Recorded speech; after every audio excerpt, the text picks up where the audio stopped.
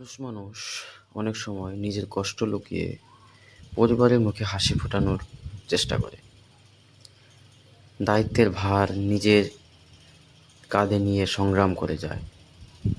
সবাইকে শক্ত থাকার সাহস দিলেও নিজের দুর্বলতার কথা খুব কমই প্রকাশ করে। সম্মান, ভালোবাসা আর বিশ্বাস এগুলোই তার সবচেয়ে বড় প্রাপ্তি।